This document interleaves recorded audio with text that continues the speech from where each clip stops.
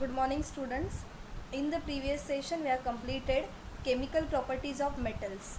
Now we'll start with chemical properties of non-metals. Chemical properties of non-metals, the first one is electronic configuration that we have studied in metals also, chemical properties of metals. Now chemical properties of non-metals, the first one is electronic configuration. Most of the non-metals have 4 to 7 electrons in their valence shell. Most of the non-metals have 4 to 7 electrons in their valence shell, and for metals up to 3 electrons they have in their valence shell, right? So now we'll see the examples. As you can see here, non-metals, nitrogen, oxygen and chlorine. Nitrogen, what is the atomic number? 7, right? So electronic configuration is 2, 5, right? Now as you can see here, in the valence shell, how many electrons you can see here? 5 electrons, right? Now oxygen, atomic number is 8 and the electronic configuration is 2, 6. So in the valence shell there are 6 electrons. Chlorine, total 17, atomic number is 17. So the electronic configuration is 2, 8, 7. So in the valence shell there are 7 electrons. Okay, so most of the non-metals have 4 to 7 electrons in their valence shell. Okay, and we have seen the examples like nitrogen, oxygen and chlorine. Nitrogen is having 5 electrons, chlorine 7 electrons and oxygen 6 electrons in the valence shell. Valence shell, the outermost shell. Now the second one is formation of ions. Non-metals have a tendency to accept electrons in their valence shell to form negatively charged ions, that is anions. These we have studied in chemical properties of metals, right? The second one is formation of ions. In metals have a tendency to lose electrons in their valence shell, from their valence shell, and they are forming a positive ion, that is cation, right? But non-metals have a tendency to accept, means to gain the electrons in their valence shell to form negatively charged ion, that is anion, right? Now we'll see the examples. Chlorine, as the electronic configuration is 2, 8, 7.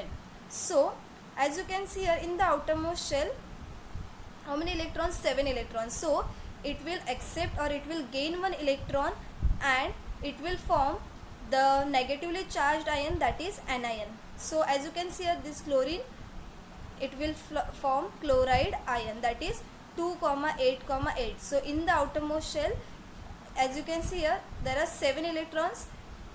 So chlorine, it will gain 1 electron and it becomes Cl minus, that is 2, 8, 8. Now how many electrons are there in the outer shell or the valence shell? 8 electrons. So it will gain 1 electron. Now oxygen also same, 2, 6. So how many electrons are there in the outermost shell? 6. To complete its octet, how many electrons it needs? 2 electrons, right? So it will take 2 electrons, it will accept or it will gain 2 electrons and it becomes oxide ion, that is 2, 8. Oxygen, it becomes oxide ion. Now the last one, that is nitrogen. As you can see here, 2, 5. In outermost shell there are 5 electrons. So how many it needs? It needs 3 more electrons, right, to complete its octet. So it will gain 3 electrons to form nitride ion, that is 2, 8. The electronic configuration is 2, 8. Okay, hope you are clear with the second property, formation of ions. Non-metals have a tendency to gain or accept electrons in their valence shell to form negatively charged ion, that is anion, right? So you will write down the examples: chlorine, oxygen and nitrogen. Nitrogen, it will gain 3 electrons to form nitride ion. Oxygen, it will gain 2 electrons to form oxide ion, and chlorine, it will gain 1 electron to form chloride ion.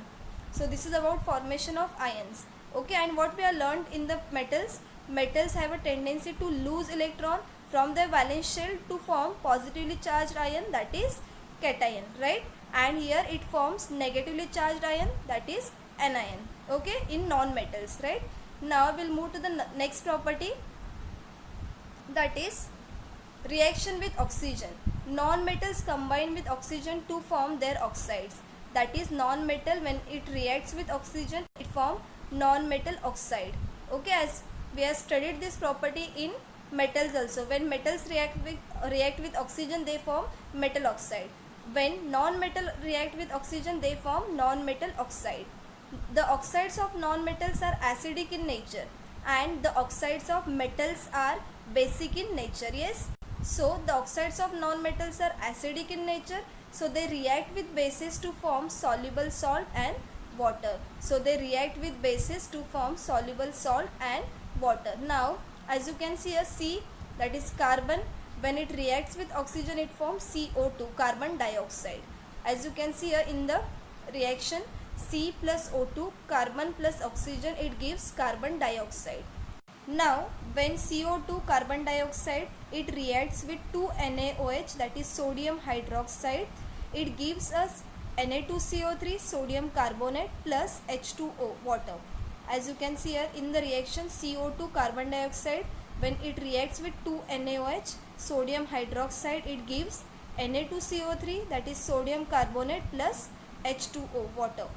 So when the non-metals react with oxygen, they form non-metal oxide, and as non-metal oxides are acidic in nature, they react with bases to form soluble salt and water. So this is soluble salt and this is water, and this is base. Sodium hydroxide is the base, and this is non-metal oxide, CO2.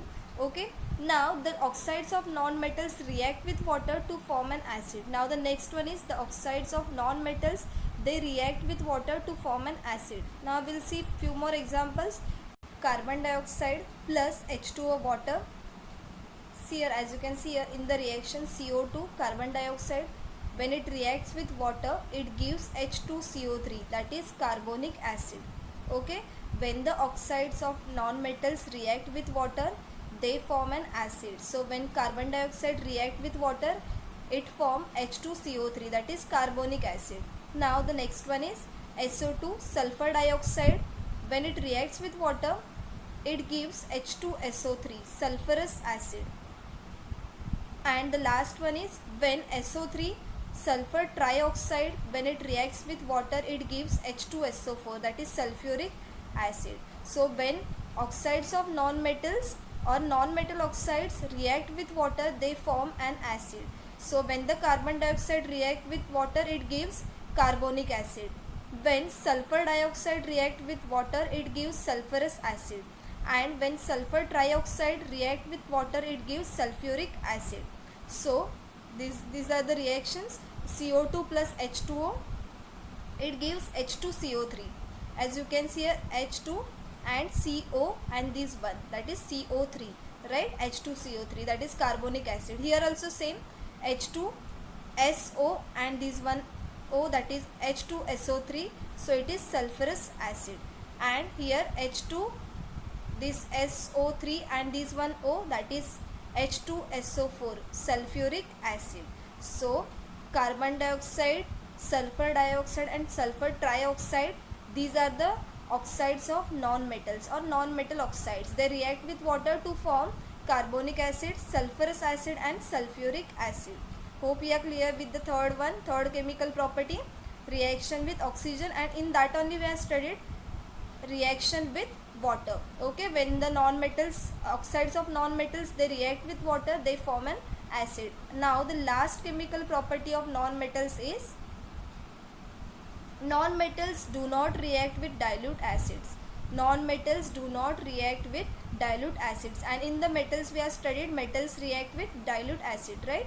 And non-metals do not react with dilute acid. So these are the chemical properties of non-metals. So once again we will revise the chemical properties of non-metals. The first one is electronic configuration.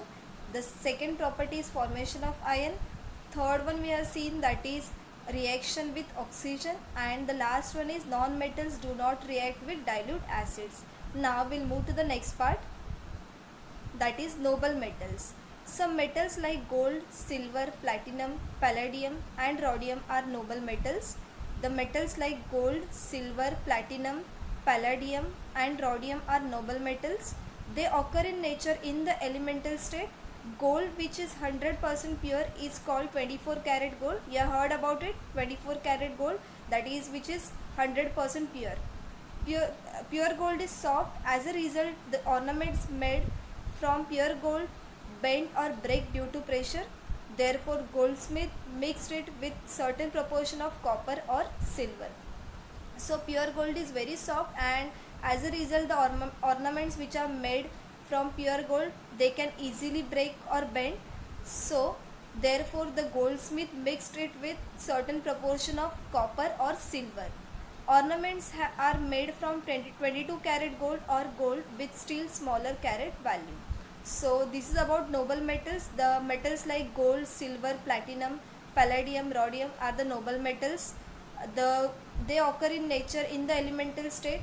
Gold, which is 100% pure, is called 24 karat gold, and ornaments are made from 22 karat gold or gold with still smaller carat value.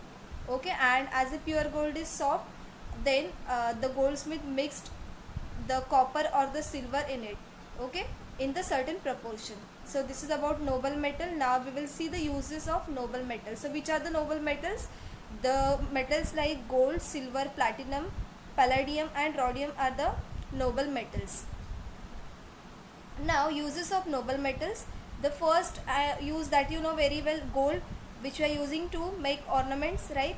Gold, silver, platinum are used to prepare ornaments. The noble metals like gold, silver and platinum are used to prepare ornaments. Silver used in medicines, it has antibacterial property, and the silver it is used in medicines as it has antibacterial property. The third one is gold and silver also used to make medals. Yes, gold and silver it is also used to make medals. Gold and silver also used to make few electronic devices.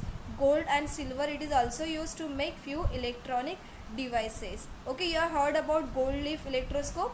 Yes, there also we are using gold leaf. So that is one of the electronic device, right? So gold and silver also used to make few electronic devices. Now the last one is, fifth one is platinum, palladium metals are used as catalysts. They are used as catalysts to speed up the chemical reaction. Okay.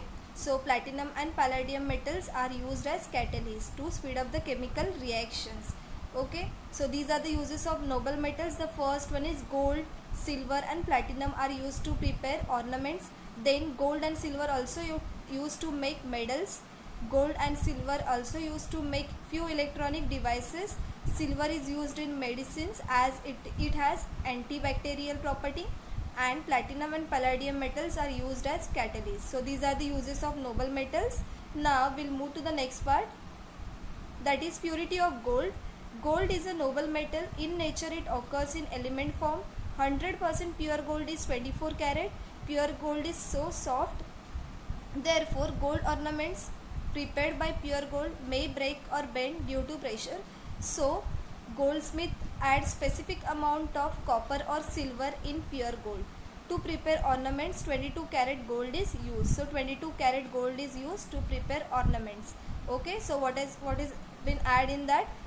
Copper or silver is been added in specific amount. Okay, as the pure gold is very soft and it can easily break or bend. So the specific amount of copper or silver is been added in the pure gold. Okay, so that is 22 karat gold which has been used in the preparation of ornaments. So this is about purity of gold. Now we'll see one table. As you can see, at 24 karat, that is 100% gold, 22 karat 91.66% gold, 18 karat is 75% gold, and 14% 58.33% gold, 12 karat is 50% gold in it, and 10 karat is 41.66% gold in it. Okay, so these are the carat and the percentage are given, means how much percent gold is present in that particular carat gold. Okay, so 24 karat means 100% gold, and the 22 karat, that is 91.66% gold. Okay, so this is about purity of gold. Now the next one is corrosion. Corrosion means, you have heard this in the previous standard also. Corrosion, gases in the air when they react with metals in presence of moisture to form metal compounds. When the gases in the air, they react with metals in presence of moisture, moisture to form metal compounds. The metals get affected by this process and undergo what is called corrosion. So because of this, metals get affected, and what it is called as, it is called as corrosion. When the metals get affected by this process, which process? When the gases in the air, when they react with metals, it in presence of moisture to form metal compounds. So this process is called as corrosion. Now a reddish color deposit is formed on iron by reaction with oxygen gas.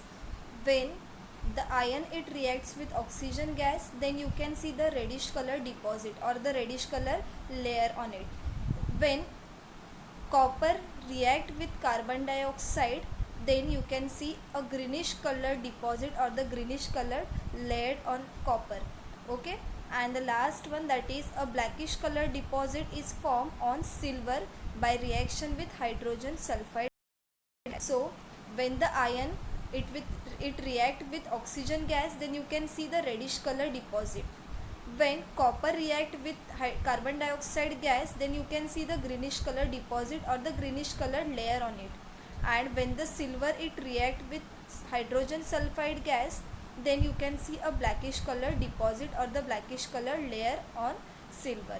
Okay, so when the metals they react with the gases which are present in the air, then it get corroded. Okay, so this process is called as corrosion. And we have seen the examples also. When the iron is react with oxygen gas, then you can see the reddish color deposit or the reddish color layer on iron. When the copper it reacts with carbon dioxide gas, then you can see the greenish color deposit or the greenish color layer on copper. And when the silver it react with hydrogen sulfide gas, then you can see the blackish color deposit or the blackish colored layer on silver. Now the next one is to prevent corrosion of metals. How to prevent now the corrosion of metals? The layers of oil, we are doing oiling, grease, varnish and paint are applied on them. So to prevent corrosion of metals, the layers of oil, grease, varnish and paint are applied on metals. Also plating with another non-corroding metals is done. Also one more method is there, that is plating with non-corroding metal. Why we are doing plating? So that it will not get easily contact with air or the gases which are present in the air. Iron is arrested by zinc plating. So iron is arrested by zinc plating. Due to this process, the contact of metal surface with air is lost and corrosion cannot occur, as the chemical reaction cannot occur. So due to this process, due to the process of plating, the contact of metal surface with air is lost and corrosion cannot occur, as the chemical reaction cannot occur. So iron is arrested by zinc plating, and also plating with another non-corroding metals is to be done. Okay, so this is about prevention of to prevent the corrosion of metals. Okay, now we'll move to the next part, that is alloy. This is the last part from your text from your lesson, that is lesson number 7. Alloy, a homogeneous mixture of two or more metals or a homogeneous mixture of metals with non-metal is called alloy. Alloy means a homogeneous mixture of two or more metals or a homogeneous mixture of metal with non-metal is called alloy. Alloys are made by mixing the constituent elements in as per the requirement. Alloys are made by mixing the constituent elements as per the requirement. For example, the stainless steel utensils used at home are made of an alloy of iron with carbon, chromium and nickel. So example is also given. The stainless steel utensils which are used at home are made of an alloy of iron with carbon, chromium and nickel. The alloy bronze is formed from copper and tin. The alloy bronze is formed from copper and tin. Alloy means a homogeneous mixture of two or more metals or homogeneous mixture of metals with non-metal is called alloy. So a homogeneous mixture of two or more metals or a homogeneous mixture metal with non-metals is called alloy. Alloys are made by mixing the constituent elements in as per the requirement. For example, the stainless steel utensils which are used at home, they are made up of an alloy of iron with carbon, chromium and nickel. Iron with chromium, carbon and nickel. And the alloy bronze is formed from copper and tin. So this is about alloy. And we have completed lesson number 7, metals and non-metals. So what we have learned today, we have seen the chemical properties of non-metals, right? In the chemical properties we have seen electronic configuration, then the second one is formation of ion, reaction with oxygen, and last one, non-metals do not react with acids, right?